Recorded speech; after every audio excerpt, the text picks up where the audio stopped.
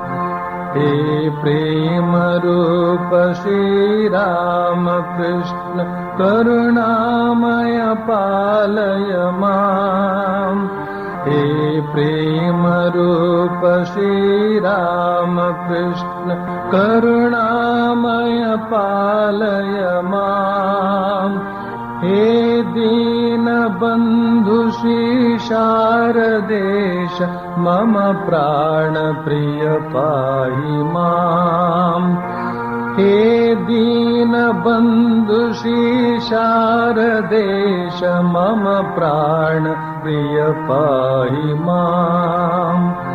हे प्रेम रूप श्री राम कृष्ण करुणामय पालय माम्।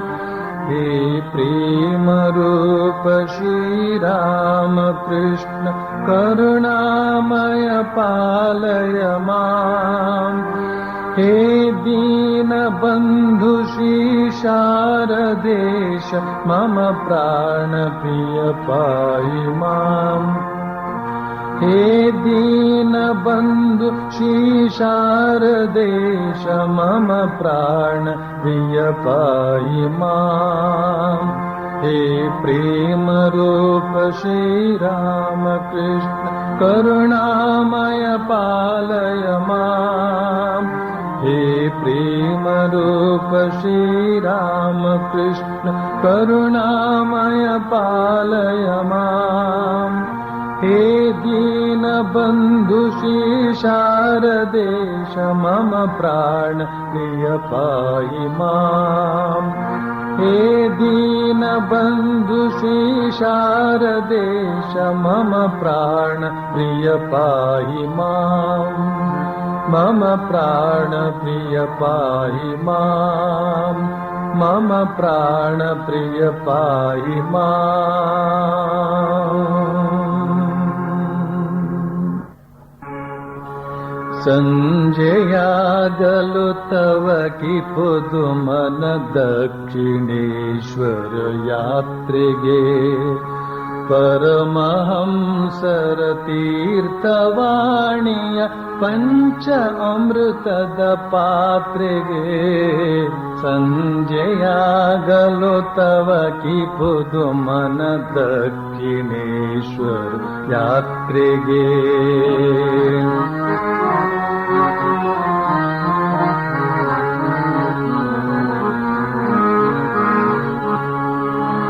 गोप्त दप्तर बರೆಯುತ್ತೀರ್ಪ ಮಹೇಂದ್ರ गोप्तನ ನೋಡುವೆ। गुप्त दप्तर बರೆಯುತ್ತೀರ್ಪ ಮಹೇಂದ್ರ गोप्तನ ನೋಡುವೆ। प्रश्न वर्षव कರೆಯುತ್ತೀರ್ಪ नरेंद्र वादवनालिते। संजयागलु तव की पुदु मन दक्षिणेश्वर यात्ರೆಗೆ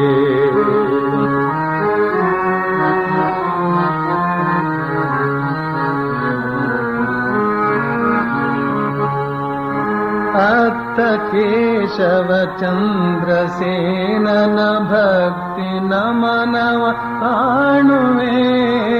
अत्त केशव चंद्रसेनन भक्ति नमनव काणुवे। इत्त मत्त गिरीश घोषन चंद्र चित्तदि ಕೊಯ್ಯುವೆ।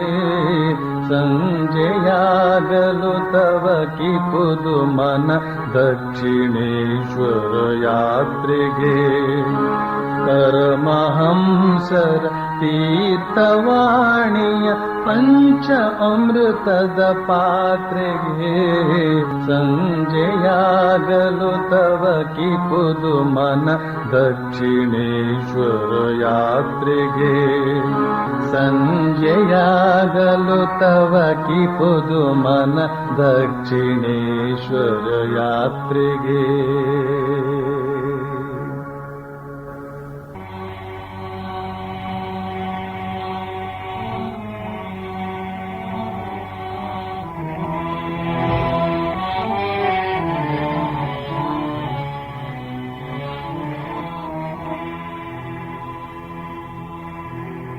तव कथामृतम् तप्तजीवनम् कविभिरीडितम् कल्मषापहम् श्रवणमङ्गलम् श्रीमदाततम् कृष्ण भुवि गृह्णन्ति ते भूरिदा जना।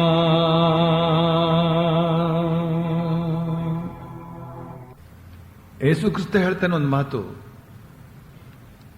ಕುರುಬ ಕುರಿ ಮೇಯಿಸ್ತಾ ಇದ್ರೆ ಒಂದು ಕುರಿ ಏನಾದರೂ ಕಳೆದು ಹೋಯ್ತು ಅಂತಂದ್ರೆ, ದಾರಿ ತಪ್ಪು ಹೋಯ್ತು ಅಂತಂದ್ರೆ, ಇಲ್ಲಿ 99 ಕುರಿಗಳು ಇಲ್ಲಿ ಇರುತ್ತವೆ. ಆದರೆ ಆ ದಾರಿ ತಪ್ಪಿ ಹೋದಂತ ಹಿಂದಿಗೆ ಬರದೇ ಇರತಕ್ಕಂಥ ಆ ಕುರಿ ಮೇಲೆ ಗಮನವಂತೆ. ಹಾಗೆ ಇಷ್ಟು ಜನ ಸೇರಿದಿರಿ ನೀವು, ಆದರೂ ಇನ್ನೂ ಎಷ್ಟೋ ಜನ ಬರ್ತಕ್ಕಂಥವ್ರಿಗೆ ಬರೋಕ್ಕಾಗಲಿಲ್ವಲ್ಲ ಅಂತ ಚಿಂತೆ ನನಗೆ. ಅಂದ್ರೆ ಕುರಿಗಳು ಉಪಮಾನ ತಗೊಂಡು ಒದ್ದಾಡಬಾರ್ದು. ಶ್ರೀರಾಮಕೃಷ್ಣ ಅದನ್ನ ಹೇಳ್ತಾರೆ. ಉದಾಹರಣೆ ಅಷ್ಟೇನೆ. ಎಷ್ಟು ಜನ ಈ ವಚನಾಮೃತವನ್ನು ಸವಿಯುವುದಕ್ಕೆ ಇಷ್ಟಪಡ್ತಾ ಇದ್ದಾರೆ ಅಂತ ಹೇಳಿದ್ರೆ, ಇಂಥ ಮಳೆಯಲ್ಲೂ ಕೂಡ ಇಷ್ಟು ಜನ ಸೇರಿದ್ದೇ ಸಾಕ್ಷಿ. ಆ ಬರದೆ ಇರೋರಿಗೂ ಕೂಡ ನಿಮ್ಮಷ್ಟೇ ತವಕ ಇದೆ. ಆದರೆ ಕಾರಣಾಂತರಗಳಿಂದ ಅವರಿಗೆ ಬರೋಕ್ಕೆ ಸಾಧ್ಯವಾಗಲಿಲ್ವಲ್ಲ ಅಂತ ನಾನು. ಆಗಲಿ, ಭಗವದಿಚ್ಛೆ ಮಾಡುವಷ್ಟು ಪ್ರಯತ್ನ ನಮ್ದು. ಉಳಿದದೆಲ್ಲ ಭಗವಂತನಿಗೆ ಬಿಟ್ಬಿಡೋಣ.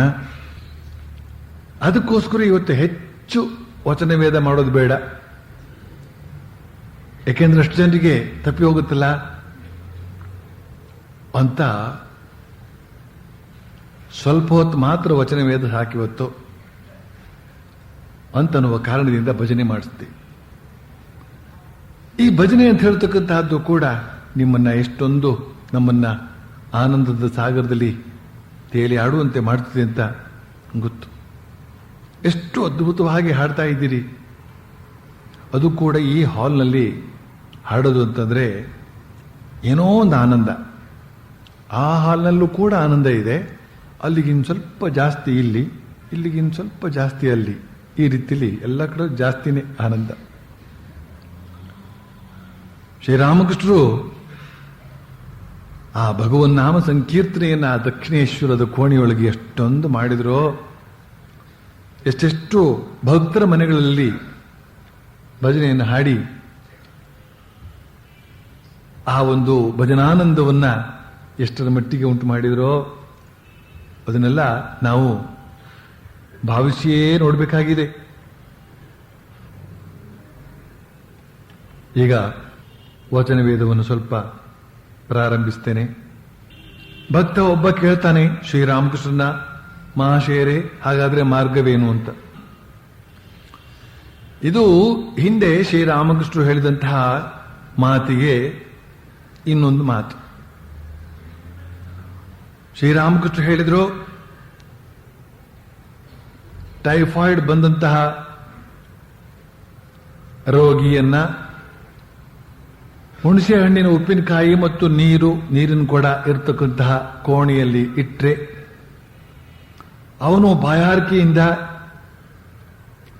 ಅದನ್ನ ಯಥೇಚ್ಛವಾಗಿ ಪಡೆದು ಕುಡಿದು ಆರೋಗ್ಯವನ್ನು ಹಾಳು ಮಾಡ್ಕೊಂಡು ಸತ್ತೇ ಹೋಗ್ತಾನೆ.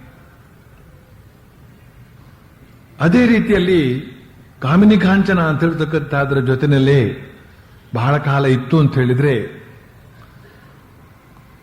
ಮನುಷ್ಯ ಸಂಯಮವನ್ನ ಕಳೆದುಕೊಂಡು ಆ ಕಾಮಿನಿ ಕಾಂಚನವನ್ನೇ ಯಥೇಚ್ಛವಾಗಿ ಅನುಭವಿಸಿ ತನ್ನ ಶಕ್ತಿಯನ್ನು ಕಳೆದುಕೊಳ್ತಾನೆ. ಆಧ್ಯಾತ್ಮಿಕತೆಯ ಗುರು ಇದ್ದ ಬಿದ್ದೇ ಹೋಗ್ತಾನೆ ಅಂತನ್ನೋದನ್ನು ಹೇಳೋದಕ್ಕೋಸ್ಕರ ಆ ಒಂದು ಉದಾಹರಣೆಯನ್ನ ಕೊಟ್ಟಾಗ, ಆ ಹುಣಸೆಹಣ್ಣಿನ ಉಪ್ಪಿನಕಾಯಿ ಮತ್ತು ನೀರು ಅಂತ ಹೇಳ್ತಕ್ಕಂಥ ಆ ಭೋಗ ಸಾಮಗ್ರಿ ಅಂತ ಹೇಳ್ತಕ್ಕಂಥದ್ದು ನಮ್ಮ ಜಗತ್ತಿನಲ್ಲಿ ತಾನೇ ತಾನಾಗಿ ಸುತ್ತಮುತ್ತ ಎಲ್ಲಿ ಕಣ್ಣು ಹಾರಿಸಿದ್ರು ಕೂಡ ಅಲ್ಲಿ ಇರೋದ್ರಿಂದ ನಮಗೆ ಮಾರ್ಗ ಏನು ಹಾಗಾದ್ರೆ ಅಂತ ಕೇಳಿದ ಆ ಭಕ್ತ. ದಿನ ಬೆಳಗಾದ್ರೆ ಕಣ್ಣುಗಳಿಗೆ, ಕಿವಿಗಳಿಗೆ, ಪಂಚೇಂದ್ರಿಯಗಳಿಗೆ ಸೆಳೆತವನ್ನು ಉಂಟು ಮಾಡತಕ್ಕಂತಹ ಭೋಗ ಸಾಮಗ್ರಿಗಳು ಸುತ್ತಮುತ್ತ ಎಲ್ಲೆಲ್ಲೂ ಚದುರಿಕೊಂಡಿರತಕ್ಕಂತಹ ಸಂದರ್ಭದಲ್ಲಿ ಮಾರ್ಗ ಏನು ಅಂತ ಸ್ವಾಭಾವಿಕವಾಗಿ ಕೇಳಬಹುದಾದಂತಹದ್ದೇ. ಆಧ್ಯಾತ್ಮಿಕ ಆನಂದವನ್ನು ಅನುಭವಿಸಬೇಕಂತ ಹೇಳ್ತಕ್ಕಂಥ ಉತ್ಸಾಹ ಇವತ್ತಿನ ಜನತೆಯಲ್ಲಿ ಬಹಳಷ್ಟು ಇದೆ. ಕಲಿಯುಗದ ಜನ ಕೆಟ್ಟೋಗಿದ್ದಾರೆ, ಕಲಿಯುಗದ ಜನ ಕೆಟ್ಟೋಗಿದ್ದಾರೆ ಅಂತ ಎಷ್ಟು ಹೇಳಿದ್ರು ಕೂಡ ಇಷ್ಟು ಜನ ಹೇಗೆ ಸೇರ್ತಿದ್ರು ಕೆಟ್ಟೋಗಿದ್ರೆ ಎಲ್ಲ, ಅದು ಕೂಡ ಈ ಮಳೆ ಗಾಳಿನಲ್ಲಿ. ಇನ್ನೂ ಬಹಳ ಜನ ಇದ್ದಾರೆ. ಆದರೆ ಕಷ್ಟ ಏನಪ್ಪಾ ಅಂತಂದ್ರೆ ಈ ವೈಜ್ಞಾನಿಕ ಯುಗ ಅಂತ ಹೇಳ್ತಕ್ಕಂಥದ್ದು ಭೋಗ ಸಾಮಗ್ರಿಯನ್ನ ವಿಶೇಷವಾಗಿ ನಮ್ಮ ಕಣ್ಣು ಮುಂದೆ ಒಡ್ಡುತ್ತಾ ಇದೆ. ಪ್ರೇಯಸ್ಸು ಪ್ರಿಯಕರವಾದಂಥ ವಸ್ತು, ಪ್ರೇಯಸ್ಸು ಶ್ರೇಯಸ್ಸು ಹಿತಕರವಾದಂಥ ವಸ್ತು, ಹಿತಕರ ಪ್ರಿಯಕರ. ಪ್ರಿಯವಾದದ್ದು ಹಿತವಲ್ಲ, ಹಿತವಾದದ್ದು ಪ್ರಿಯವಾಗಿರಬೇಕಾಗಿಲ್ಲ. ಹಿತವಾದದ್ದು ಮೊದಲು ವಿಷದಂತೆ ಕಾಣಿಸಿಕೊಳ್ಳುತ್ತದೆ, ಆಮೇಲೆ ಅಮೃತ. ಪ್ರಿಯಕರವಾದದ್ದು ಮೊದಲು ಅಮೃತದಂತೆ ಕಾಣುತ್ತದೆ, ಆಮೇಲೆ ಎಲ್ಲ ವಿಷ. ಅಂತಹ ಪ್ರಿಯಕರವಾದಂತಹ ಭೋಗ ಸಾಮಗ್ರಿಗಳು ಇಂದಿನ ವೈಜ್ಞಾನಿಕ ಜಗತ್ತು ನಮಗೆ ಒದಗಿಸಿಕೊಡ್ತಾ ಇದೆ. ಅಟ್ಲಾಂಟಿಕ್ ಸಾಗರ ಅಂತ ನೀವು ಕೇಳಿದ್ದೀರಿ.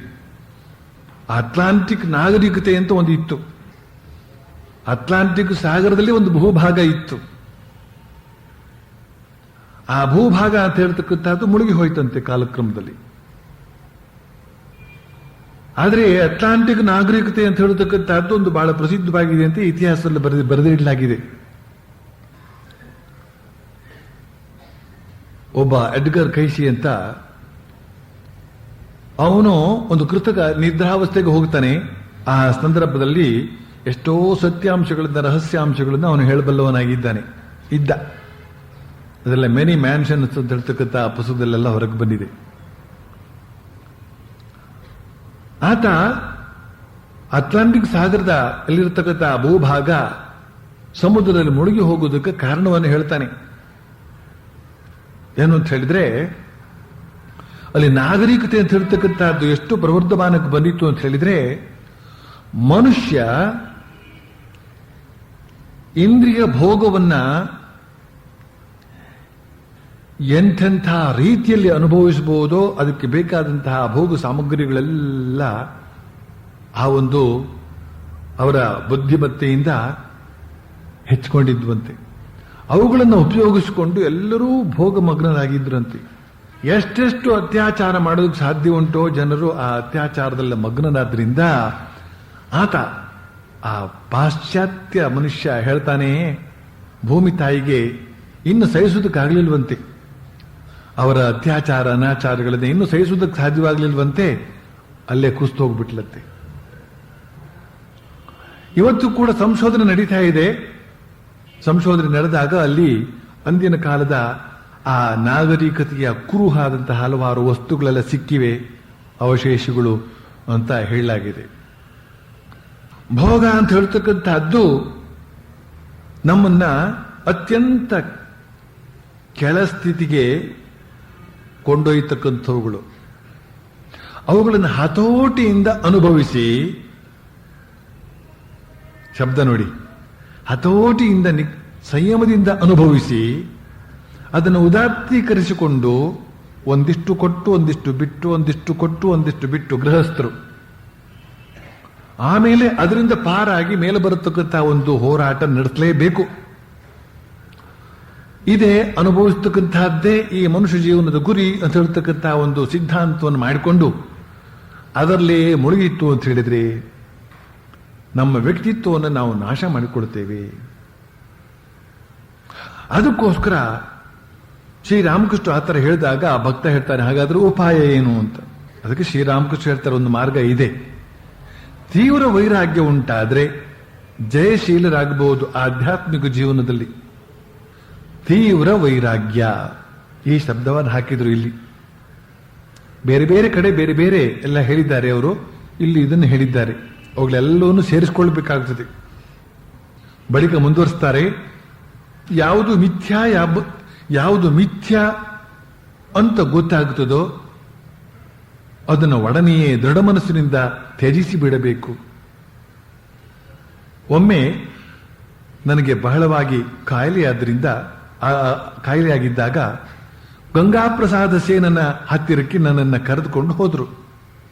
ಗಂಗಾಪ್ರಸಾದ ಹೇಳ್ದ, ನಾನು ನಿಮಗೆ ಔಷಧವನ್ನೇನೋ ಕೊಡ್ತೇನೆ, ಆದರೆ ನೀವು ಮಾತ್ರ ಒಂದು ತೊಟ್ಟು ನೀರನ್ನು ಕುಡಿಬಾರದು. ದಾಳಿಂಬೆ ರಸ ಬೇಕಾದ್ರೆ ಕುಡಿಬಹುದು ಅಂತ ಹೇಳಿದ. ನೀರು ಕುಡಿಯದೆ ಹೇಗೆ ಬದುಕಿರಲಾದೀತು ಅಂತ ಎಲ್ಲರೂ ಚಿಂತಿಸಲಾರಂಭಿಸಿದರು. ಆದರೆ ನಾನು ಮಾತ್ರ ನೀರು ಕುಡಿಯೋದಿಲ್ಲ ಅಂತ ದೃಢ ಸಂಕಲ್ಪ ಮಾಡಿಕೊಂಡು ಬಿಟ್ಟೆ. ನನಗೆ ನಾನೇ ಹೇಳಿಕೊಂಡೆ, ನಾನು ಬಾತುಕೋಳಿ ಅಲ್ಲ, ಪರಮಹಂಸ, ನಾನು ಹಾಲನ್ನೇ ಕುಡಿತೇನೆ. ಬಹಳ ಸ್ವಾರಸ್ಯಕರವಾದಂತಹ ಮಾತುಗಳನ್ನು ಹೇಳಿದ್ದಾರೆ ಶ್ರೀರಾಮಕೃಷ್ಣ ಇಲ್ಲಿ. ತೀವ್ರವಾದ ವೈರಾಗ್ಯ ಇಟ್ಕೊಂಡಿರಬೇಕು ಅಂತ ಮೊದಲೊಂದು ಮಾತನ್ನು ಹೇಳಿದ್ರು.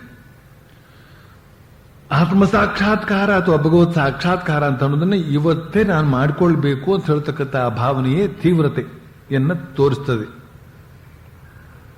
ಇವತ್ತೇ ಆಗ್ಬೇಕು ನನಗೆ, ನಾಳೆ ಅಲ್ಲ. ಭಗವಂತ, ನೀನಿರೋದು ಹೌದಾದ್ರೆ ಇವತ್ತೇ ನಾನು ಕಾಣ್ಬೇಕು ನಿನ್ನ. ತೀವ್ರತೆ ಅಂದ್ರೆ ಇದು. ಶ್ರೀರಾಮಕೃಷ್ಣರು ಆ ತೀವ್ರತೆಯನ್ನ ಎಷ್ಟೊಂದು ಬೆಳೆಸ್ಕೊಂಡ್ರು ಅಂತ ಹೇಳಿದ್ರೆ, ಕೊನೆಗೆ ಆ ಜಗನ್ಮಾತೆ ಕಾಳಿಕಾ ದೇವಿಯ ಪಕ್ಕದಲ್ಲಿ ಗೋಡೆಯಲ್ಲಿ ತೂಗು ಹಾಕಿದಂತ ಖಡ್ಗವನ್ನು ಕೈ ಎತ್ಕೊಂಡು ತಮ್ಮ ಕೊರಳ ಮೇಲೆ ಇಳಿಬಿಡ್ತಾ ಹೇಳಿದ್ರು, ಅಮ್ಮ ಈಗೋ ಇನ್ನು ನಾನು ಬದುಕಿರ್ಲಾರೆ, ನೀನನ್ನು ಕಾಣದೆ ನಾನು ಬದುಕಿರ್ಲಾರೆ ಅಂತ ಹೇಳಿ ಕತ್ತರಿಸ್ಕೊಳ್ಳೋಕೆ ಹೊರಟಾಗ ಸಾಕ್ಷಾತ್ಕಾರ ಕೊಟ್ಬಿಟ್ರು. ಆದ್ರಿಂದ ನಾವು ಒಂದು ಖಡ್ಗ ಎತ್ಕೊಂಡ್ಬಿಟ್ರೆ ಆಯ್ತು.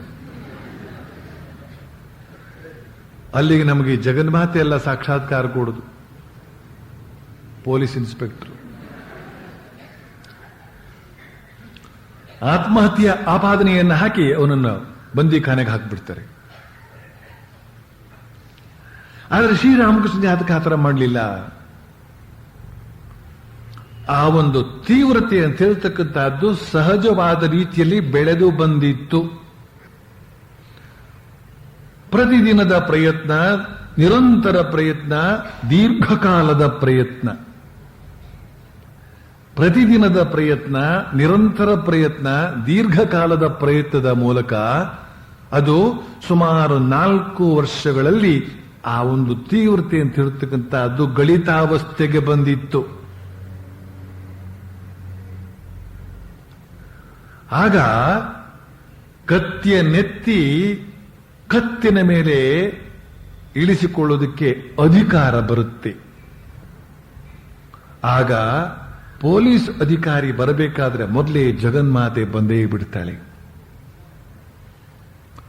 ಆ ಒಂದು ಮಾನಸಿಕ ಶಕ್ತಿ, ಶಾರೀರಿಕ ಶಕ್ತಿ, ಆತ್ಮಶಕ್ತಿ ಅವುಗಳನ್ನು ಬೆಳೆಸಿಕೊಂಡ ಮೇಲೆಯೇ ಬರತಕ್ಕಂತಹ ತೀವ್ರತೆ ಇದೆಯಲ್ಲ, ಆ ತೀವ್ರತೆಯನ್ನು ಉದ್ದೇಶಿಸಿ ಹೇಳಿದ್ದು ಶ್ರೀರಾಮಕೃಷ್ಣರು.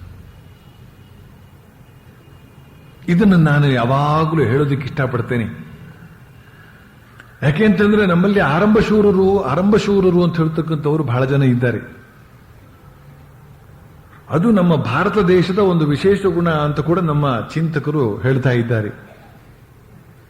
ಹೊಸ ಅಗಸ ಗೋಣಿಯನ್ನು ಎತ್ತಿ ಒಗೆದ ಅಂತ.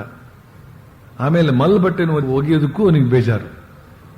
4 ದಿನಗಳಲ್ಲಿ ಇಲ್ಲಿ ಎಷ್ಟೋ ಜನ ಮಂತ್ರ ದೀಕ್ಷೆ ತೆಗೆದುಕೊಂಡು ಎಲ್ಲರೂ ಇಲ್ಲಿ ಕೆಲವರು ಕುತ್ಕೊಂಡು ಧ್ಯಾನ ಮಾಡುವುದನ್ನು ನೋಡಿ ಆ ಹೊಸದಾಗಿ ಪ್ರಾರಂಭ ಮಾಡಿದವರು ಕೂಡ ಬರ್ತಿರ್ತಾರೆ. ಬೆಳಿಗ್ಗೆ 6:30 ಬಂದಿರ್ತಾರೆ, 7 ಗಂಟೆಗೆ ಬಂದ್ಬಿಡ್ತಾರೆ. ಬಂದ್ಬಿಟ್ಟು ನೆಟ್ಟಿಗೆ ಹೀಗೆ ಕುಳಿತುಕೊಳ್ತಾರೆ.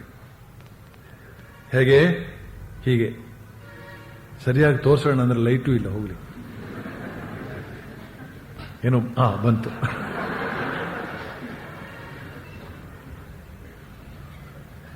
ನಾನು ದೂರದಿಂದ ನೋಡ್ತೇನೆ ಅವ್ರು ಕೂತ ಸ್ಟೈಲನ್ನ. ಕತ್ತು ನೆಟ್ಟಿಗಿರಬೇಕು, ಮೆನ್ನು ನೆಟ್ಟಿಗಿರಬೇಕು ಅಂತ ಎಲ್ಲ ಬರೆದಿದೆಯಲ್ಲ ಪುಸ್ತಕದಲ್ಲಿ, ಅದನ್ನು ನೋಡಿಕೊಂಡು ಹೀಗೆ ಬಿಗಿಯಾಗಿ ಕುಳಿತಿರ್ತಾರೆ. ಒಂದೇ ಏಟಿಗೆ ಪ್ರತಿದಿನ ಒಂದೊಂದು ಗಂಟೆ ಸುಮಾರು ಒಂದು 5-6 ದಿನ ನಾನು ನೋಡ್ತಾ ಇರ್ತೀನಿ. 5-6 ದಿನವೂ ಮಾಡಿರ್ತಾರೆ.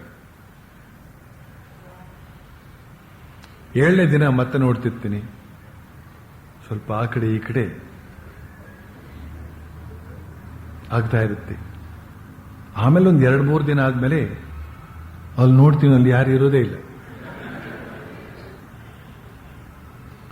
ಇಂಥವುಗಳನ್ನ ಹಲವಾರು ಕೇಸುಗಳನ್ನ ನೋಡಿ ಆಮೇಲೆ ನಮ್ಮ ಪರಿಚಿತರು ಯಾರಾದ್ರೂ ಆ ರೀತಿಯಲ್ಲಿ ಬಂದು ಕುಳಿತಾಗ ಅವರಿಗೆ ಮೊದಲು ನಾನು ಹೇಳೋ ಮಾತು ಕರೆದು, ದಯವಿಟ್ಟು ಒಂದೇ ಸಲಕ್ಕೆ ಆ ಒಂದು ಸ್ಪೀಡ್ ತಗೊಳ್ಬೇಡಿ,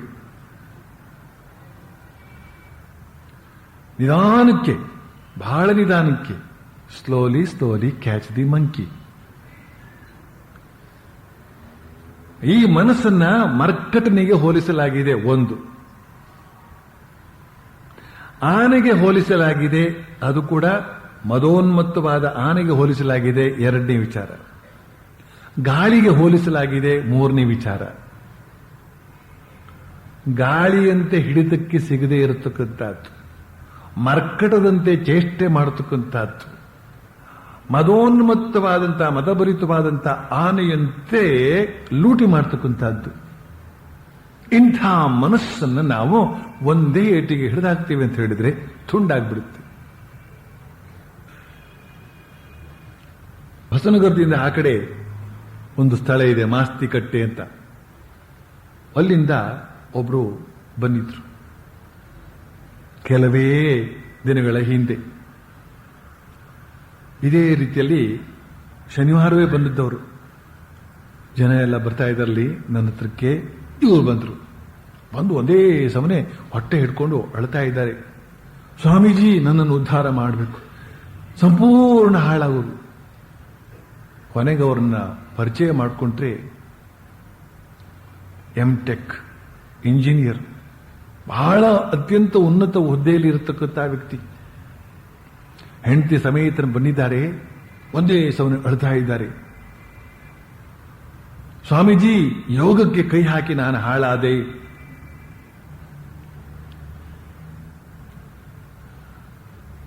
ಇನ್ನು ನಾನು ತಾಳಲಾರೆ, ಆತ್ಮಹತ್ಯೆ ಮಾಡಿಕೊಳ್ಳುವಷ್ಟರ ಮಟ್ಟಿಗೆ ನನಗೆ ದುಃಖ ಆಗ್ತಾ ಇದೆ, ಶರೀರದೊಳಗೆ ಏನೇನೋ ಆಗ್ತಾ ಇದೆ. ನಾನು ಅವರಿಗೆ ಇಷ್ಟೇ ಹೇಳಿದ್ದು,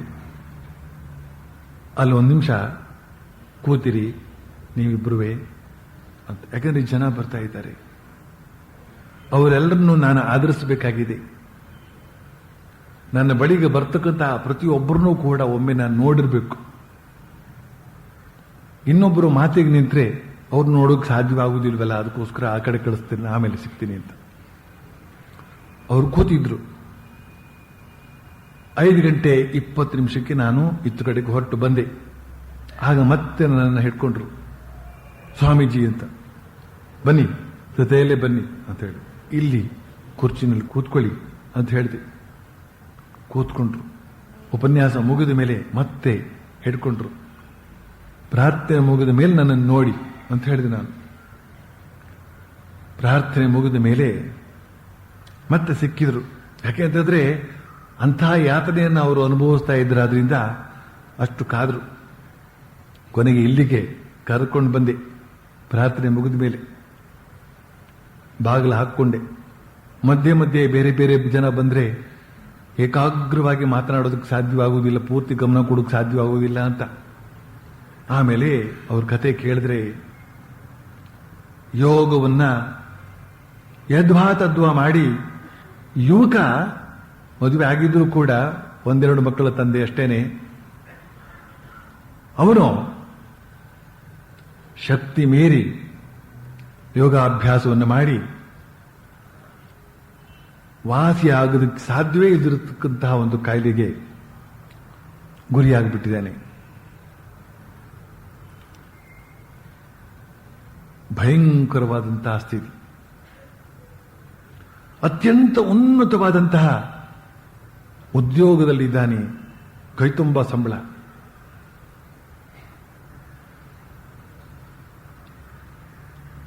ಆದರೆ ಅನುಭವಿಸೋದಕ್ಕಿಲ್ಲ. ಆ ಹೆಂಡತಿಯ ಕಷ್ಟ ನೋಡಬೇಕು. 24 ಗಂಟೆ ಈ ಕುಣಿತ. ಹೆಂಡತಿಯು ಕೂಡ ತೆರೆದ ಕಣ್ಣಿನಿಂದ ನನ್ನ ನೋಡ್ತಾ ಇದ್ದಾಳೆ, ಸ್ವಾಮಿಗಳು ಏನು ಹೇಳ್ಯಾರು ಅಂತ.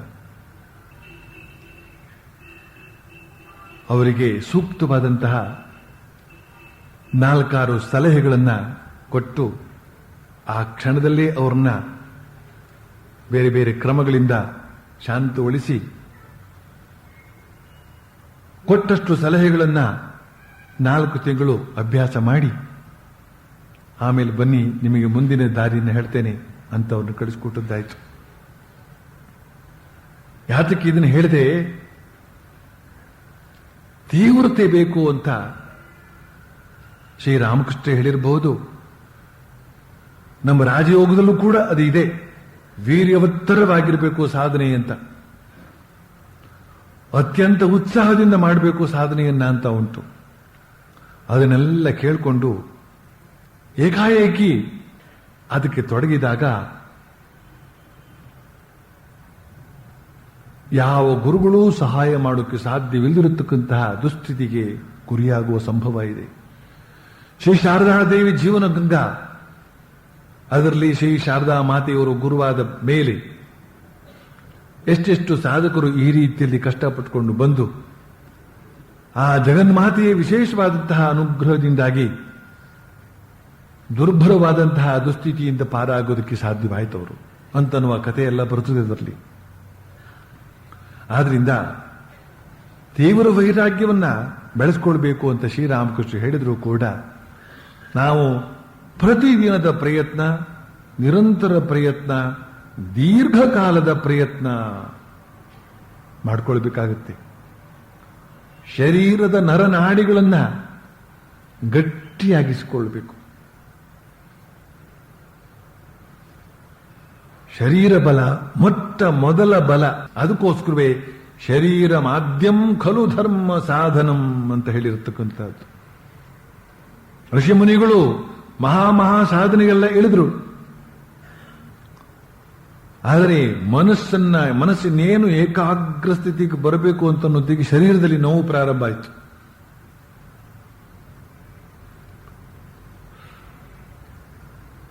ಎರಡು ಗಂಟೆ 3 ಗಂಟೆ ಕೂತ್ಕೊಳ್ತಕ್ಕಂತಹ ಸಾಮರ್ಥ್ಯವನ್ನೇನೋ ಪಡೆದುಕೊಂಡ್ರು. ಆದರೆ ಮಧ್ಯೆ ಮಧ್ಯೆ ಕಾಯಿಲೆಗಳು ಬರೋಕ್ ಶುರುವಾದವು. ಈ ಕಾಯಿಲೆಗಳನ್ನು ಹೋಗಲಾಡಿಸಿಕೊಳ್ಳೋದಕ್ಕೋಸ್ಕರ ವನಸ್ಪತಿಗಳ ಮೂಲಕ ಔಷಧವನ್ನು ಹೇಗೆ ತಯಾರಿಸಿಕೊಳ್ಳೋದು ಅನ್ನೋದನ್ನ ಕಂಡು ಹುಡುಕಿದವರು ಋಷಿಮುನಿಗಳೇ. ಚರಕ ಶುಶ್ರುತಾದಿಗಳು, ಚವನಪ್ರಾಶವನ್ನು ಕಂಡು ಹುಡುಕಿದಂತಹ ಚವನ ಮಹರ್ಷಿಗಳು, ಆಯುರ್ವೇದ ಆಯುವನ್ನ ವೃದ್ಧಿಗೊಳಿಸತಕ್ಕಂತಹ ವೇದ ಆಯುರ್ವೇದ. ಈಗ ಕಾಲಕ್ರಮದಲ್ಲಿ ಆ ಅಮೂಲ್ಯವಾದಂತಹ ಗಿಡಮೂಲಿಕೆಗಳನ್ನ ಪತ್ತೆ ಹಚ್ಚಿ ಅವುಗಳನ್ನು ಯಾವ ಪ್ರಮಾಣದಲ್ಲಿ ಬೆರೆಸಿ ಯಾವ ಪ್ರಮಾಣದಲ್ಲಿ ಸ್ವೀಕರಿಸಬೇಕು ಅಂತ ಹೇಳ್ತಕ್ಕಂಥ ರಹಸ್ಯ ಅಂತ ಹೇಳ್ತಕ್ಕಂಥದ್ದು ಹೊರಟೋಗಿರೋದ್ರಿಂದ ನಮ್ಗೆ ಇವತ್ತು ಅದರ ಲಾಭ ಇಲ್ಲದಂತಾಗಿದೆ. ಏನೋ ಪ್ರಯತ್ನ ಮಾಡ್ತಾ ಇದ್ದಾರೆ, ಆ ವಿಚಾರ ಬೇರೆ. ಆಮೇಲೆ ಅದೇ ಋಷಿಮುನಿಗಳು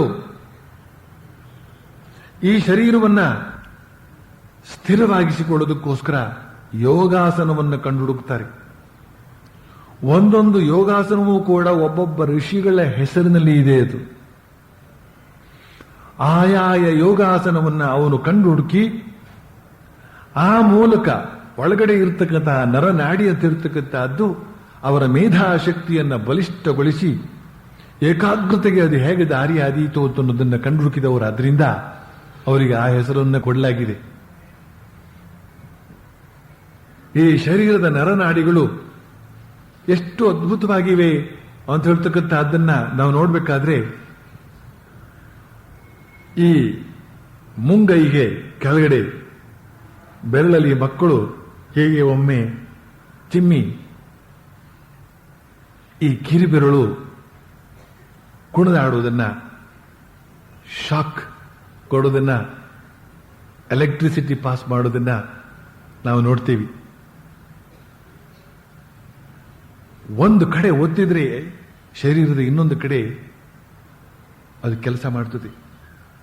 ಅದಕ್ಕೋಸ್ಕರ ಆಕು ಪ್ರೈಜರ್ ಅಂತ ಹೇಳ್ತಕ್ಕಂಥ ಅದು ಚೈನಾ ದೇಶದಲ್ಲಿ ವಿಶೇಷವಾಗಿ ಬೆಳ್ಕೊಂಡಿದೆ. ಅದು ಭಾರತ ದೇಶದ್ದೇ.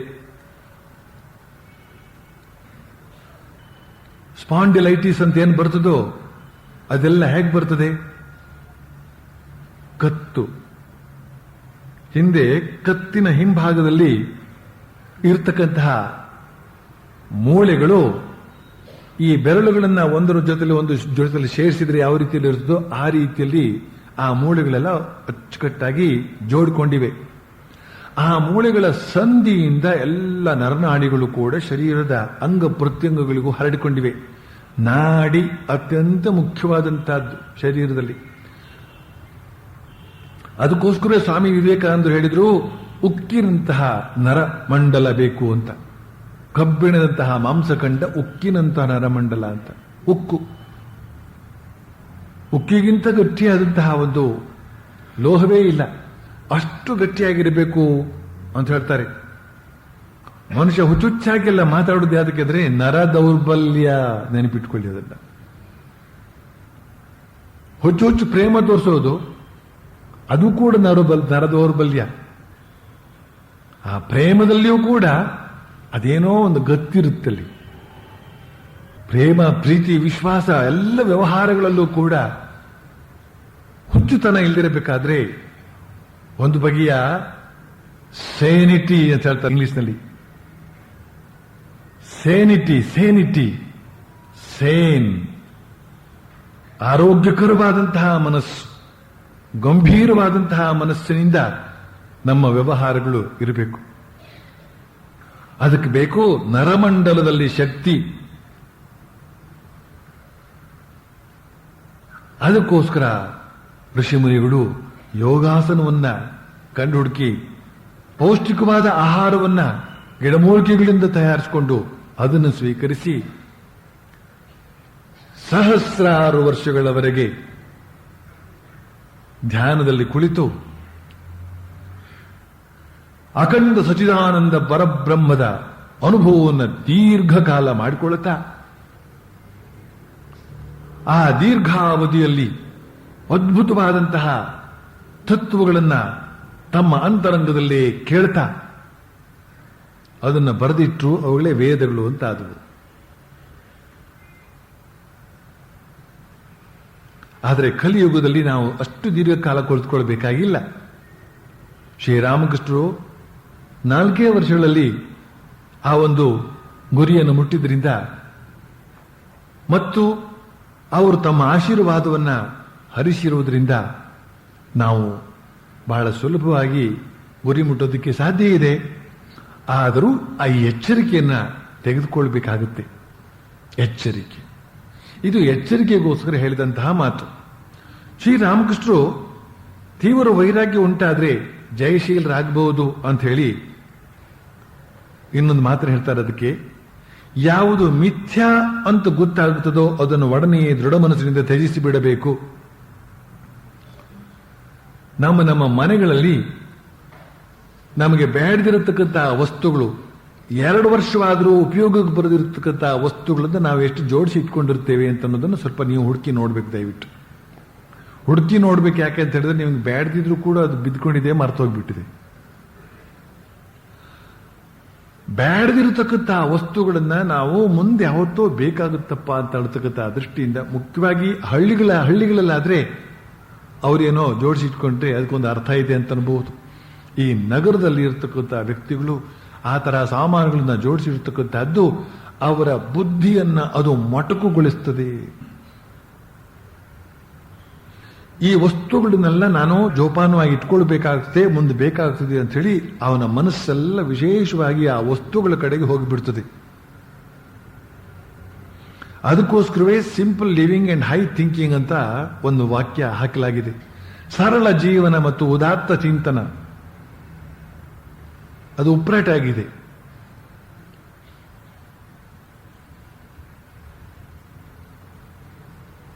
ಒಂದು ಮನೆಗೆ ಹೋಗಿದ್ದೆ. ಒಬ್ಬ ಯುವಕ ಅವನು ವಾಸವಾಗಿರ್ತಕ್ಕಂತಹ ಕೋಣೆ, ಅವನ ಮಂಚದ ಕೆಳಗಡೆ ಇನ್ನೇನು ಮಂಚಕ್ಕೆ ತಗಲ್ಬೇಕು ಅಷ್ಟು ರಾಶಿ ಮ್ಯಾಗಝಿನ್ಸ್, ಆಮೇಲೆ ಬೀರುಗಳ ಮೇಲೂ ಕೂಡ ಮ್ಯಾಗಝಿನ್ಸ್. ಅದು ಎಷ್ಟೋ ವರ್ಷಗಳದ ಸಂಗ್ರಹ, ಅದರ ಮೇಲೆಲ್ಲ ಧೂಳು ಕೂತಿದೆ ಅಂತ ಹೇಳಬೇಕಾಗಿಲ್ಲ. ಎಷ್ಟೋ ವರ್ಷಗಳ ಸಂಗ್ರಹ, ಅದು ಕೂಡ ಆ ನ್ಯೂಸ್ ಪ್ರಿಂಟ್, ನ್ಯೂಸ್ ಪೇಪರ್ ಅದೆಲ್ಲ, ಅದೆಲ್ಲ ವಾಸನೆ ಬೇರೆ ಬರ್ತದೆ, ತುಂಬಿಕೊಂಡಿದೆ ಅವನು ಕೋಣೆಯೊಳಗೆ. ಇದನ್ನೆಲ್ಲ ಯಾಕೆ ಇಟ್ಕೊಂಡಿದ್ಯೋ ಮಾರಾಯ ಕೇಳಿದೆ ನಾನು. ಬೇಕಾಗುತ್ತೆ, ಇವುಗಳನ್ನೆಲ್ಲ ಮಧ್ಯೆ ಮಧ್ಯೆ ನೋಡ್ಕೊಳ್ಳೋದಕ್ಕೆ ಬೇಕಾಗುತ್ತೆ. ತುಂಬ ಒಳ್ಳೊಳ್ಳೆ ವಿಷಯಗಳೆಲ್ಲ ಇವೆ ಅದರಲ್ಲಿ. ಮ್ಯಾಗಝಿನ್ಸ್ ಓದಿ ಯಾರಾದರೂ ಪಂಡಿತರಾಗೋದಕ್ಕೆ ಸಾಧ್ಯವೇ? ಮ್ಯಾಗಝಿನ್ಸ್ ಓದಿ ಯಾರಾದರೂ ಮಹಾತ್ಮರಾಗೋದಕ್ಕೆ ಸಾಧ್ಯವೇ? ಮ್ಯಾಗಝಿನ್ಸ್ ಓದಿ ಯಾರಾದರೂ ಜ್ಞಾನಿಗಳಾಗೋದಕ್ಕೆ ಸಾಧ್ಯವೇ? ಇವನು ಅವುಗಳನ್ನೆಲ್ಲ ಜೋಡಿಸಿಟ್ಕೊಂಡಿದ್ರಿಂದ ಆ ಕೋಣೆ ಒಳಗಡೆ ಇರ್ತಕ್ಕಂಥ ವಾಯು ಎಲ್ಲ ಮಲಿನವಾಗಿ ಬಿಟ್ಟಿರ್ತದೆ. ಅವನಿಗೆ ಓಡಾಡೋದಕ್ಕೆ ಜಾಗ ಇಲ್ಲ ಅದರೊಳಗೆ. ಇನ್ನು ಅಂಥವನ ಮನಸ್ಸು ಅಂತ ಹೇಳ್ತಕ್ಕಂಥದ್ದು ಶುಭ್ರವಾಗಿ ಶುದ್ಧವಾಗಿ ಇರೋದಕ್ಕೆ ಹೇಗೆ ಸಾಧ್ಯ? ಅನವಶ್ಯಕವಾದಂತಹ ವಸ್ತುಗಳನ್ನ ಇದು ಅನವಶ್ಯಕ ಅಂತ ತಿಳಿದುಕೊಳ್ಳೋಕ್ಕೆ ಬುದ್ಧಿ ಬರುವಂತಹದ್ದೇ ಮೊದಲ ಸ್ಥಿತಿ. ಅದು ಅವನಿಗೆ ಅನವಶ್ಯಕ ಅಂತಲೇ ತಿಳಿಲ್ಲ, ಅದು ಬೇಕು ಅಂತಲೇ ಅಂತ ಅವನಿಗೆ ನಾನು ಹೇಗೆ ಹೇಳೋದು ಅದೆಲ್ಲ ಬೇಡ ಅಂತ. ಅವನು ಅದನ್ನು ಅಂದ್ಕೊಂಡಿದ್ದಾನೆ ಅದು ಬೇಕು ಅಂತ. ಶ್ರೇಷ್ಠವಾದಂತಹ ಗ್ರಂಥಗಳೇ ಇವೆ. ಉದಾಹರಣೆಗೆ ಅದಕ್ಕೆ ಇಲ್ಲಿರ್ತಕ್ಕಂತಹ ಗ್ರಂಥಗಳು ಅಚ್ಚುಕಟ್ಟಾಗಿ ಬೈಂಡ್ ಆಗಿರತಕ್ಕಂತಹ ಪುಸ್ತಕಗಳೇ ಇವೆ. ವ್ಯವಸ್ಥಿತವಾದ ರೀತಿಯಲ್ಲಿ ಬರೆದಂತಹ ಪುಸ್ತಕಗಳೇ ಇವೆ.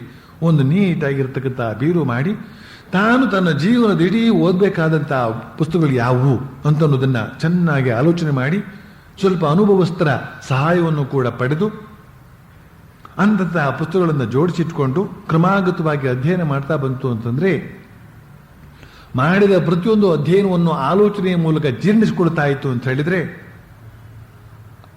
ಅಧ್ಯಯನ ಮಾಡಿದ್ದನ್ನ ಆಲೋಚನೆಯ ಮೂಲಕ ಜೀರ್ಣಿಸಿಕೊಳ್ಳದೆ ಹೋದ್ರೆ ಹೇಗೆ ಜೀರ್ಣಿಸಿಕೊಳ್ಳದೆ ಇರತಕ್ಕಂತಹ ವಸ್ತು ಶರೀರದಲ್ಲಿ ಕೊಬ್ಬಾಗಿ ಉಳಿದು ಹಾರ್ಟ್ ಅಟ್ಯಾಕಿಗೆ ಕಾರಣವಾಗ್ತದೋ,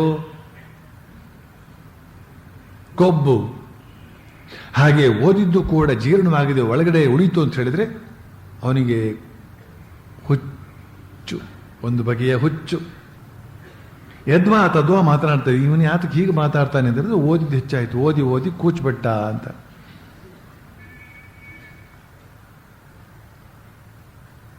ಅಸಿಮಿಲೇಷನ್ ಆಫ್ ಐಡಿಯಾಸ್ ಅಂತ ಹೇಳ್ತಾರೆ ಸ್ವಾಮಿ ವಿವೇಕಾನಂದರು. ಅಸಿಮಿಲೇಷನ್, ಅರಗಿಸಿಕೊಳ್ಬೇಕು. ಹೇಗೆ ಬೇಡವಾದಂತಹ ವಸ್ತುಗಳನ್ನು ನಾವು ತ್ಯಾಜ್ಯ ಮಾಡೋದು ಕಲಿಬೇಕೋ, ಬೇಡವಾದಂತಹ ಈ ಲೌಕಿಕ ಜ್ಞಾನ ಅಂತ ಹೇಳ್ತಕ್ಕಂಥದ್ದು ಏನಿದೆಯೋ ಅದನ್ನು ಕೂಡ ಬಿಡೋದಕ್ಕೆ ಕಲಿಬೇಕು ನಾವು. ಮನಸ್ಸಿನ ಒಳಗಡೆಯೂ ಕೂಡ ಬೇಡದೇ ಇರತಕ್ಕಂತಹದನ್ನು ಬಿಡೋದನ್ನು ಕಲಿಬೇಕು. ಶರೀರದ ಒಳಗಡೆ ಕೂಡ ಬೇಡದೇ ಇರತಕ್ಕಂತಹ ವಸ್ತುಗಳನ್ನು ನಾವು ತ್ಯಜಿಸುವುದನ್ನು ಕಲಿಬೇಕು. ನಮ್ಮಲ್ಲಿ ಒಬ್ಬರು ಸ್ವಾಮಿಗಳಿದ್ರು ಹಿಂದೆ, ಮುದುಕರು. ಅವರಿಗೆ ಬೇಕಾದ ವಸ್ತುಗಳೆಲ್ಲ ಬರ್ತಾ ಇದ್ವು. ಮತ್ತೆ ಪತ್ರಗಳು, ಗ್ರೀಟಿಂಗ್ಸ್ ಹೇಗೆ ನೋಡ್ತಾರೆ. ಒಂದು ನಿಮಿಷ ನಾವ್ಯಾರಾದ್ರೂ ಹತ್ರ ಇದ್ರೆ ನಮಗೂ ಸ್ವಲ್ಪ ತೋರಿಸ್ತಾರೆ ಚೆನ್ನಾಗಿದೆ ಅಂತ, ತಕ್ಷಣ ಹತ್ತು ಕಡೆ ಹಾಕ್ಬಿಡ್ತಾರೆ. ಯಾವುದನ್ನು ಅವರು ಜೋಡಿಸಿ ಇಟ್ಕೊಳ್ಳೋದಂತಿಲ್ವೇ ಇಲ್ಲ. ಅವರು ಯಾವುದು ಅತ್ಯಂತ ಉಪಯುಕ್ತವೋ ಅಂತಹದ್ದು ಮಾತ್ರ ಅವರ ಮೇಜಿನ ಮೇಲೆ ಇರ್ತದೆ, ಅಚ್ಚುಕಟ್ಟಾಗಿರ್ತದೆ.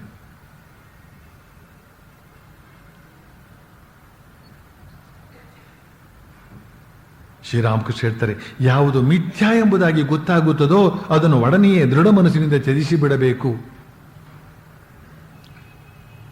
ಇಲ್ಲಿ ಶ್ರೀರಾಮಕೃಷ್ಣ ಯಾವುದನ್ನು ಉದ್ದೇಶಿಸಿ ಹೇಳ್ತಾ ಇದ್ದಾರೆ ಅಂತ ಹೇಳಿದ್ರೆ, ಇಂದ್ರಿಯ ಸುಖ. ಇಂದ್ರಿಯ ಸುಖ ಅಂತ ಹೇಳ್ತಕ್ಕಂಥದ್ದು ಮಿಥ್ಯಾ, ಇದು ಹೇಳ್ಕೊಂಡಿರ್ಬೇಕಾದಂಥದ್ದು.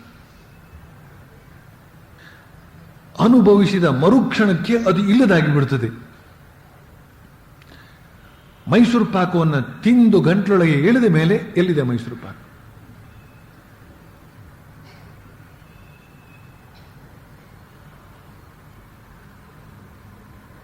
ಆಮೇಲೆ ಅದು ಹೊಟ್ಟೆಗೆ ಹೋದ ಮೇಲೆ ಮಾಡ್ತಕ್ಕಂಥದ್ದು ಬರೀ ಪಾಕ, ಹೊಟ್ಟೆನೇ ಪಾಕ ಮಾಡಿಬಿಡ್ತದೆ. ಆಮೇಲೆ ಉಂಟಾಗತಕ್ಕಂತಹ ತೊಂದರೆ ಅದೆಷ್ಟದು. ಆದರೆ ಈ ಸುಖ ಅಂತ ಹೇಳ್ತಕ್ಕಂಥದ್ದು ಶಾಶ್ವತ ಅಲ್ಲ. ಮಿಥ್ಯಾ ಅಂದ್ರೆ ಶಾಶ್ವತ ಅಲ್ಲ ಅಂತ ಅರ್ಥ. ಅದನ್ನ ದೃಢ ಮನಸ್ಸಿನಿಂದ ಬಿಡಬೇಕು ಅಂತ ಶ್ರೀರಾಮಕೃಷ್ಣ ಹೇಳ್ತಾರೆ. ಮನಸ್ಸು ದೃಢ ಮಾಡಿಕೊಳ್ಳದೆ ಹೋದ್ರೆ ಬಿಡಬೇಕಾದನ್ನು ಬಿಡೋಕ್ಕಾಗೋದಿಲ್ಲ. ಆಗಲೇ ಒಂದು ವಾಕ್ಯ ಬರುತ್ತದೆ, mind is willing, flesh is weak. ಮನಸ್ಸೇನೋ ಇದೆ ಬಿಡಬೇಕು ಅಂತ, ಆದರೆ ಹಾಳಾದ್ದು ಈ ನಾಲಿಗೆ ಇತ್ಯಾದಿ, ನಾಲಿಗೆ ಇತ್ಯಾದಿ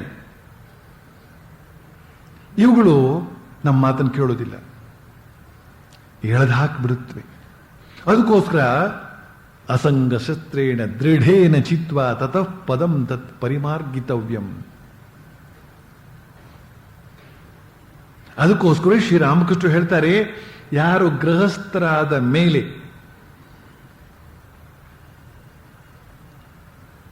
ಬ್ರಹ್ಮಚರ್ಯವನ್ನು ಪಾಲಿಸ್ತಾರೋ ಅವರನ್ನ ಧೈರ್ಯ ರೇತಸ ಅಂತ ಕರೀತಾರೆ ಅವರು. ಹೊಸ ಶಬ್ದ ಅದು. ರೇತಸ್ ಅಂದ್ರೆ ವೀರ್ಯ, ಅದನ್ನು ಕಾಪಾಡಿಕೊಳ್ತಕ್ಕಂಥದ್ದು. ಮದುವೆ ಆಗಿ ಒಂದೆರಡು ಮಕ್ಕಳಾದ ಮೇಲೆ ಅದಕ್ಕೆ ವಿಶೇಷವಾದ ಧೈರ್ಯ ಬೇಕು.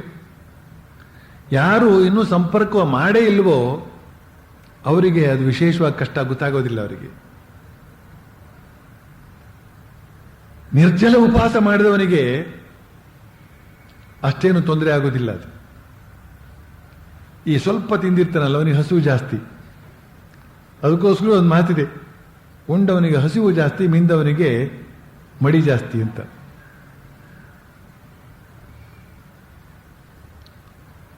ಆದ್ರಿಂದ ದೃಢ ಮನಸ್ಸು ಅಂತ ಹೇಳ್ತಕ್ಕಂಥದ್ದು ಒಂದು ಇದೆ. ಮನಸ್ಸನ್ನ ದೃಢ ಮಾಡ್ಕೊಳ್ಬೇಕು. ಇವತ್ತು ದೃಢ ಮಾಡ್ಕೊಂಡ್ರೆ ಒಂದು 4 ದಿನ ನಡೀತದೆ. ನಮ್ಮ ದೃಢತೆ ಎಲ್ಲ ಅಷ್ಟೇನೆ. 4ನೇ ದಿನಕ್ಕೂ ಒಂದು ಸ್ವಲ್ಪ ಬಿದ್ದಿರ್ತೀವಿ. ಆದರೂ ಕೂಡ ಮರುದಿನ ಏಳ್ಬೇಕು. ಎದ್ದು ಇವತ್ತಿನಿಂದಲಾದರೂ ಕೂಡ ನಾನು ಆ ಬಿಡಬೇಕಾದನ್ನು ಬಿಡುತ್ತೇನೆ ಅಂತ ತೀರ್ಮಾನ ಮಾಡಬೇಕು. 8 ದಿನ ನಡೀತದೆ ಅದು. ಯಾಕೆಂತಂದ್ರೆ ಮೊದಲಿನ 4 ದಿನದ ಪ್ರಯತ್ನ ಇದೆ ನೋಡಿ. ಆಮೇಲೆ 8 ದಿನಕ್ಕೆ ಮತ್ತೊಮ್ಮೆ ಬೀಳೋದಾಗುತ್ತೆ. ಏನೋ ಒಂದು ಮೈಸೂರು ಪಾಕ್ ತಿಂದ್ಬಿಡ್ತೀವಿ. ಆಮೇಲೆ ತಿಂಗಳಾದ್ಮೇಲೆ, ವರ್ಷವಾದ ಮೇಲೆ, ಅಲ್ಲಿವರೆಗೆ ನಮ್ಮ ಶಕ್ತಿ ಅಂತ ಹೇಳ್ತಕ್ಕಂಥದ್ದು ಹೆಚ್ಚಿಕೊಂಡು ಹೋಗ್ತಾ ಇರ್ತದೆ. ಈ ರೀತಿಯಲ್ಲಿ ನಾವು ಗೆಲ್ಲಬೇಕಾಗ್ತದೆ. ಇಂದ್ರಿಯ ಜಯ ಇವುಗಳನ್ನ ಸಂಪಾದಿಸಿಕೊಳ್ಬೇಕಾಗತ್ತೆ. ಶ್ರೀರಾಮಕೃಷ್ಣರು ತಮ್ಮದೇ ಒಂದು ಉದಾಹರಣೆಯನ್ನು ಕೊಟ್ಟು ಹೇಳ್ತಾರೆ, ಯಾವ ತರ ಬಿಡಬೇಕು ಅಂತ ಅನ್ನೋದನ್ನ. ಒಮ್ಮೆ ನನಗೆ ಬಹಳ ಕಾಯಿಲೆ ಆಗಿದ್ದಾಗ ಗಂಗಾಪ್ರಸಾದ್ ಸೇದನ ಹತ್ರಕ್ಕೆ ನನ್ನನ್ನು ಕರೆದುಕೊಂಡು ಹೋದ್ರು. ಗಂಗಾಪ್ರಸಾದ್ ಹೇಳ್ದ, ನಾನು ನಿಮಗೆ ಔಷಧವನ್ನು ಏನು ಕೊಡ್ತೇನೆ, ಆದ್ರೆ ನೀವು ನೀರು ಮಾತ್ರ ಕುಡಿಬಾರದು, ತೊಟ್ಟು ಕೂಡ. ದಾಳಿಂಬೆ ರಸ ಬೇಕಾದ್ರೆ ಕುಡಿಬಹುದು ಅಂತ ಹೇಳ್ದ. ನೀರು ಕುಡಿದೆ ಹೇಗೆ ಬದುಕಿರಲಾದೀತು ಅಂತ ಎಲ್ಲರೂ ಚಿಂತಿಸಲಾಗಿದ್ದಾಗ ನಾನು ಮಾತ್ರ ನೀರು ಕುಡಿದಿಲ್ಲ ಅಂತ ದೃಢ ಸಂಕಲ್ಪ ಮಾಡ್ಕೊಂಡ್ಬಿಟ್ಟೆ. ನನಗೆ ನಾನೇ ಹೇಳ್ಕೊಂಡೆ, ನಾನು ಬಾತುಕೋಳಿ ಅಲ್ಲ ನೀರು ಕುಡಿಯೋದಕ್ಕೆ, ಪರಮಹಂಸ. ಹಂಸ ಹಾಲನ್ನು ಕುಡಿದಿದ್ದೆ ವಿನಃ ನೀರನ್ನು ಬಿಟ್ಬಿಟ್ಟೀತದು. ಹಾಲನ್ನು ನೀರನ್ನು ಒಟ್ಟಿಗೆ ಸೇರಿಸಿ ಕೊಟ್ಟರೂ ಕೂಡ ಅದು ಹಾಲನ್ನು ಮಾತ್ರ ಕುಡಿದು ನೀರನ್ನು ಬಿಟ್ಟೀತು. ಎಂಥ ಮಾತನ್ನು ಹೇಳ್ತಾರೆ ಅವರು. ಎರಡು ಒಟ್ಟೊಟ್ಟಿಗೆ ನಮ್ಮ ಜೊತೆಲಿ ಇರುತ್ತವೆ ಸಂಸಾರದಲ್ಲಿ, ಪ್ರಪಂಚದಲ್ಲಿ. ಆದರೆ ನಾವು ಹಂಸಗಳಾಗಬೇಕು, ಬಾತುಕೋಳಿಗಳಾಗಬಾರದು. ದೃಢ ಸಂಕಲ್ಪ ಮಾಡಿಕೊಂಡೆ ನಾನು ಅಂತ ಶ್ರೀರಾಮಕೃಷ್ಣ ಹೇಳ್ತಾರೆ. ಹಾಗೇನೇನೆ ನಾವು ಕೂಡ ದೃಢ ಸಂಕಲ್ಪ ಮಾಡಿಕೊಳ್ಬೇಕು. ಈ ದೃಢತ್ವ ಅಂತ ಹೇಳ್ತಕ್ಕಂಥದ್ದು ಬಹಳ ಬಹಳ ಮುಖ್ಯವಾದ್ದು. ಇದು ಲೌಕಿಕ ಜೀವನದಲ್ಲೂ ಮುಖ್ಯವಾದ್ದು, ಪಾರಮಾರ್ಥಿಕ ಜೀವನದಲ್ಲೂ ಮುಖ್ಯವಾದ್ದು. ಲೌಕಿಕ ಕಾರ್ಯ ಅಂತ ಅನ್ನೋದನ್ನು ಯಾವುದು ನೀವು ಮಾಡ್ತಾ ಇದ್ದೀರೋ ಅದನ್ನು ಕೂಡ ಶಿಸ್ತುಬದ್ಧವಾಗಿ, ವ್ಯವಸ್ಥಿತವಾಗಿ, ದೃಢ ಮನಸ್ಸಿನಿಂದ ಮಾಡ್ತಾ ಬರಬೇಕು ಅಂತ ಹೇಳಿ ಇಂದಿನ ಉಪನ್ಯಾಸವನ್ನು ಮುಗಿಸ್ತೇನೆ. ಮುಂದಿನದನ್ನ ಶ್ರೀರಾಮಕೃಷ್ಣ ಕೃಪೆಯಿಂದ ಮುಂದಿನ ಶನಿವಾರ ಮುಂದುವರಿಸ್ತೇನೆ.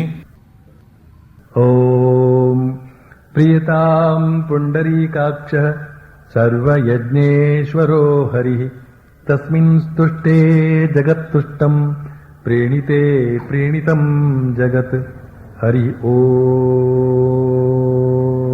तत्सत्।